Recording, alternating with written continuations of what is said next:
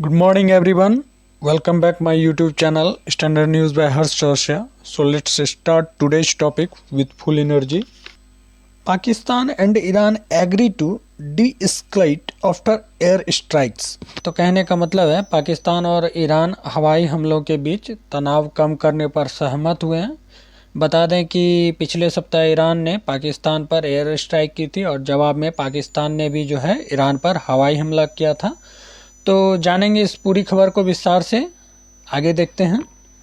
Pakistan foreign minister holds talks with his Iranian counterpart and agree on close coordination on counter-terrorism, while other aspects of mutual concern will be strengthened.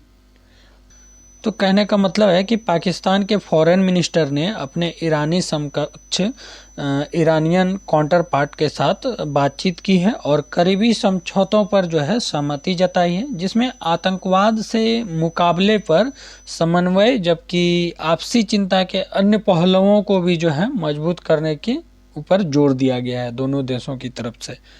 तो आगे देखते हैं।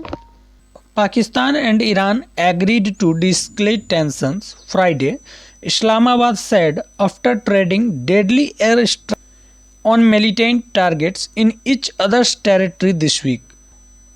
तो कहने का मतलब है पिछले सप्ताह एक दूसरे के क्षेत्र में आतंकवादियों के ठिकानों पर घातक हवाई हमले करने के बाद जो है इस्लामाबाद ने कहा कि पाकिस्तान और ईरान शुक्रवार को तनाव कम करने पर जो है सहमत हुआ है। तो इसी फ्राइडे को जो लास्ट फ्राइडे था, तो उस लास्ट फ्राइडे में ईरान और पाकिस्तान दोनों ने एक दूसरे से बात करने पर सहमति जताई है।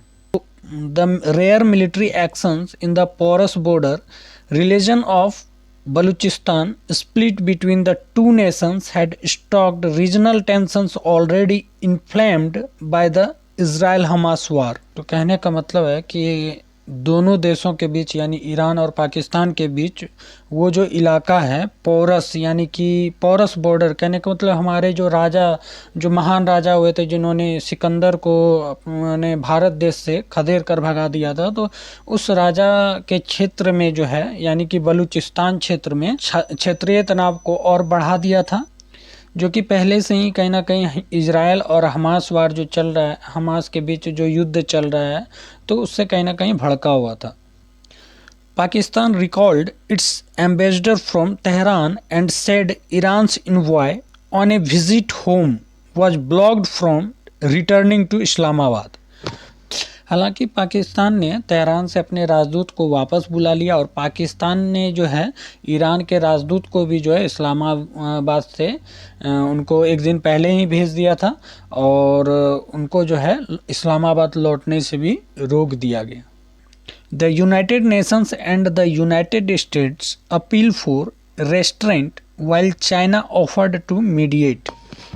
तो कहने का मतलब है कि यूनाइटेड नेशंस और यूएस ने ईरान और पाकिस्तान दोनों को अपील की है कि शांति बनाए रखें, और जबकि चीन ने दोनों देशों के बीच मध्यस्थता करने की पेशकश की है। But after speaking by phone Pakistan foreign minister Jalil Abbas Jilani and his Iranian counterpart Hossein Amir Abdollahian agree close coordination on counter-terrorism and other aspects of mutual concern should be strengthened. लेकिन फ़ोन पर बात करने के बाद पाकिस्तान के विदेश मंत्री जो हैं जलील अब्बास जिलानी जी, तो और ईरान के काउंटर पार्ट यानी हुसैन अमीर अब्दुल्ला ने जो है सहमति व्यक्त की कि आतंकवाद का जो मुकाबला करने और आपसी चिंता के जो अन्य पहलू हैं तो उन पे बात करना चाहिए और उस बात को मजबूती से दोनों देशों को एक दूसरे के पास रखना चाहिए। They also agreed to de-escalate the situation according to a summary of the conversations released by Islamabad foreign ministry. तो इस्लामाबाद के विदेश मंत्रालय द्वारा जारी बातचीत के सारांश के अनुसार वे तनाव स्थिति को जो है कम करने पर भी सहमत हुए हैं। आफ्टर द कॉल अमीर अब्दुल्लाहिन said the cooperation of two countries to neutralize and destroy terrorist camps in Pakistan is essential. तो कहने का मतलब है कि कॉल के बाद जो है अमीर अब्दुल्लायन जी ने कहा कि पाकिस्तान में जो आतंकवादी शिविर हैं तो उसको बेअसर यानी कि नष्ट करने के लिए, ख़त्म करने के लिए दोनों देशों का सहयोग आवश्यक है। दोनों देशों को इस पे कार्रवाई करनी चाहिए। Meanwhile on Friday Pakistan prime minister Anwar ul Haq Kakar held an emergency security meeting with military and intelligence chief।